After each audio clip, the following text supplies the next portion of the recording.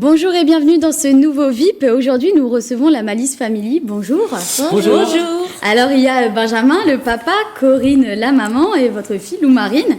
Vous chantez et jouez de la musique, des reprises et des compositions. Oui. Et on écoute d'ailleurs un extrait de votre premier single.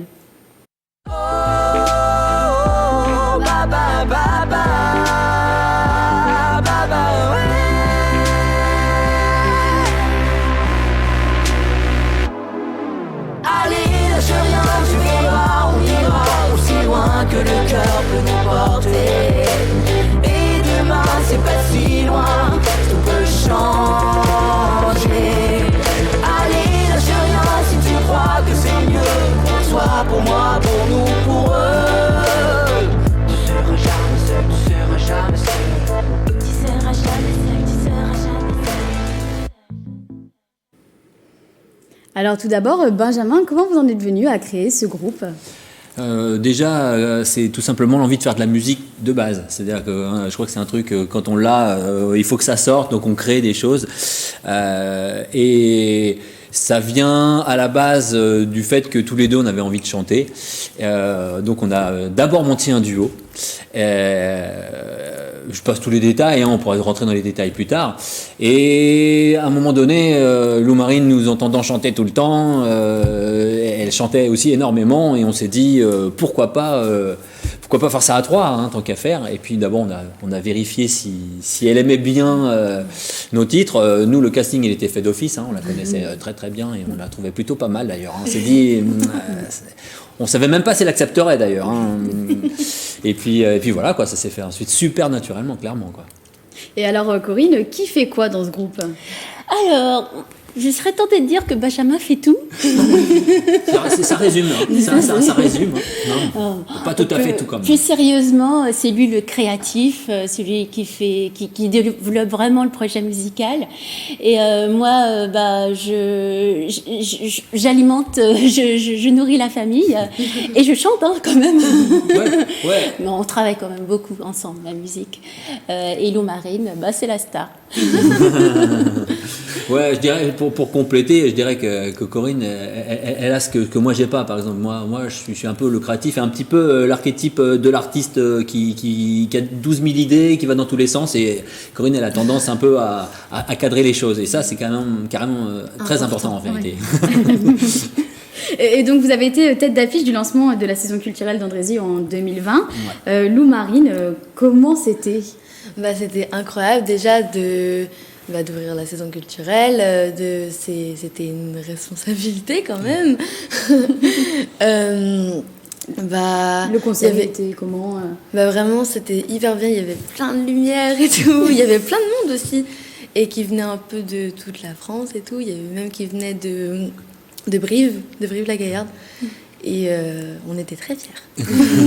Et donc Benjamin, comment s'est fait ce choix en fait d'être tête d'affiche ? En fait, ça faisait un petit moment que disons, ça faisait 2 ans qu'on faisait des concerts dans la région.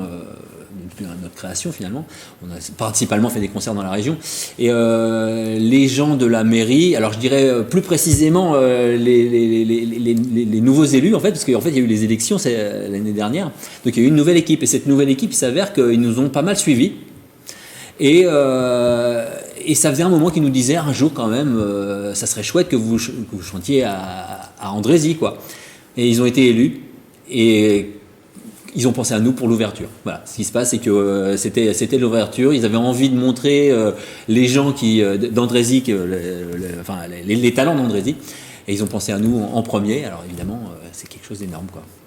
Et alors, Corinne, comment on peut définir votre style musical ? Est-ce que déjà il y en a un ? Et quelles sont les inspirations ? Alors, je dirais qu'il est assez large. Bon, on a quand même une tendance pop, un petit peu pop, électro, rock des fois, reggae des fois. Donc en fait, on a tendance à dire pop pour dire qu'on aime beaucoup de choses et qu'on fait beaucoup de choses.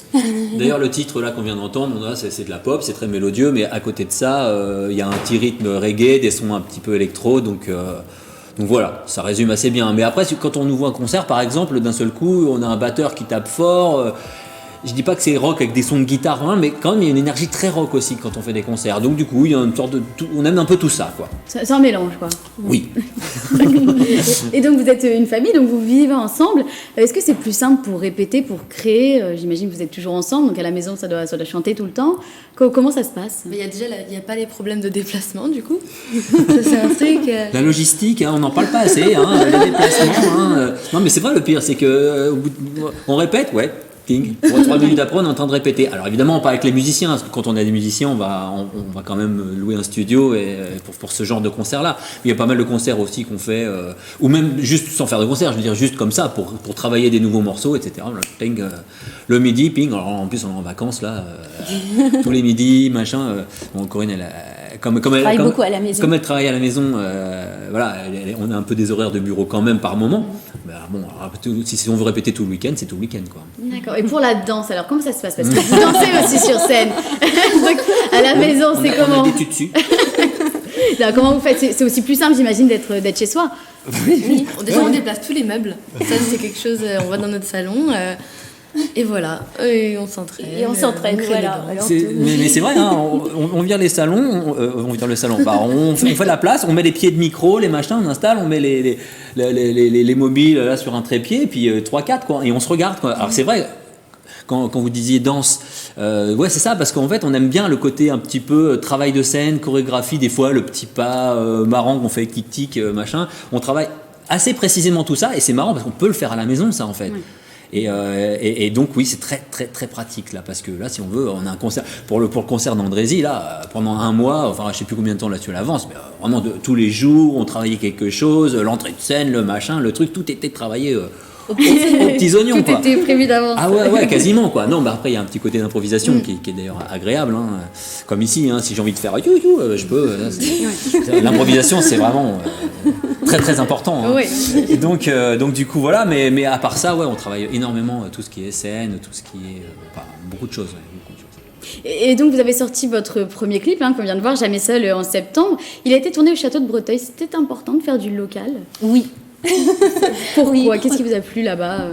En fait, depuis longtemps, on rêvait de faire quelque chose en local, dans le 78, et il s'est avéré que, en fait, le château de Breteuil, ça a été un choix avec justement le producteur du clip. Olivier Vollanger, et voilà, on a réfléchi ensemble, et ça semble une évidence parce qu'il est très beau, il a un superbe parc, voilà. Il faisait chaud, hein. Et il faisait chaud. Ouais, d'ailleurs, sur les images qu'on a pu voir, on voit qu'il y a un gros soleil. Mais ce qu'on ne sait pas aussi, c'est qu'il faisait 35 degrés, quoi. Alors quand on fait un clip et qu'il fait « On la refait, t'es sûr ?» Ouais, on la refait. Mais le résultat est chouette, c'est le principal. Et donc comment ça se passe pour l'école Loup-Marine alors? Parce qu'il y a des déplacements, etc., j'imagine. On essaye en général de choisir des dates qui sont pendant le week-end ou... Non, pas pendant les vacances, pendant le week-end. Et en général, c'est facile à gérer, l'école Et donc les camarades, ils sont fiers, ils suivent, comment ça se passe? Pour la plupart, oui. Ils sont fiers de moi. Ils sont fiers. Et donc quel impact a eu le Covid sur votre quotidien? Est-ce que ça a été positif parce que vous avez pu créer davantage? Est-ce que ça a été négatif parce que des dates ont été annulées? Alors voilà, il y a eu un peu tout ça. Il y a des dates qui ont été annulées, donc ça c'était un petit peu moins bien. Par contre, effectivement, là on est en pleine création de notre album. On a déjà au moins 15 titres. Ouais, il va falloir même choisir. Ça va être difficile. Non, mais c'est vrai, c'est exactement ça. C'est-à-dire moins de concerts. Là. Après, c'était pas forcément même, je dirais, le nœud de notre activité, même si on en faisait quand même régulièrement. Ce serait plus justement la création, et là on s'est vraiment recentré. Je pense que la plupart des artistes ont vécu ça, mais des artistes créateurs évidemment, parce que je pense un peu aussi à notre guitariste, notre bassiste, notre batteur, où là c'est un peu plus difficile parce qu'ils dépendent énormément des concerts pour leur activité. Nous en revanche, comme disait Corinne, on a fait énormément de nouveaux titres pour préparer des albums ou ne serait-ce que des singles, et là on contacte des professionnels. Il y a déjà quelques professionnels qui nous disent qui sont intéressés, notamment ce titre-là a intéressé quelques professionnels, et on va voir s'il peut ensuite y avoir des du travail en commun pour aider un petit peu plus loin pour un album éventuel. Voilà. Ouais. Il n'y a rien de très précis, évidemment. Vous serez les premiers au courant, évidemment. Mais justement, c'est ce que j'allais vous demander, la suite, parce que quand on s'était rencontrés il y a quelques mois, il n'était pas encore question d'un album. Là, il est question d'un album précisément, des maisons de disques, des choses comme ça. Alors déjà, dans un premier temps, il va y avoir la sortie de notre second single, Ouais. Ça déjà, voilà. En fait, le 12 mars. voilà. On va pas dire, pour répondre précisément à la question, non, il n'y a rien de précis. C'est-à-dire que l'album, on a déjà les titres qu'on a envie de mettre dedans, mais en fonction des professionnels avec qui on va travailler, etc. Et puis d'ici là, il y a aussi beaucoup de titres qui vont peut-être être créés. L'album, il peut prendre une autre tournure.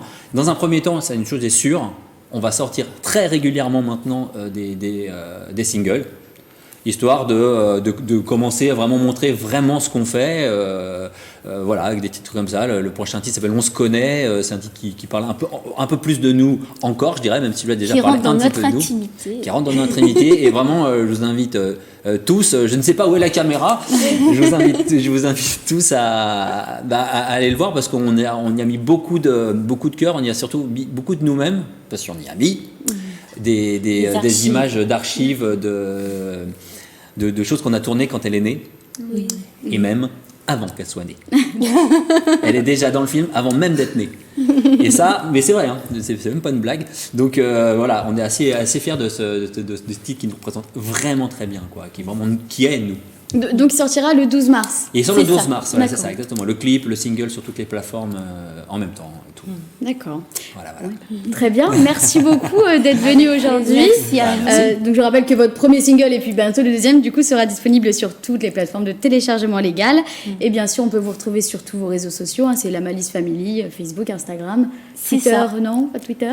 Alors Non, Twitter, non, on puisque s'est fait- Alcar, justement, on s'est fait pirater notre Twitter. D'accord. La Malice Family sur Twitter, ce n'est C'est pas pas nous. nous. D'accord. C'est notre compte, hein, mais c'est plus nous maintenant. Donc Faut faire attention. voilà, Twitter, Donc on vous oublie retrouve pour sur l'instant. Facebook et Instagram. Voilà, c'est ça. Merci beaucoup.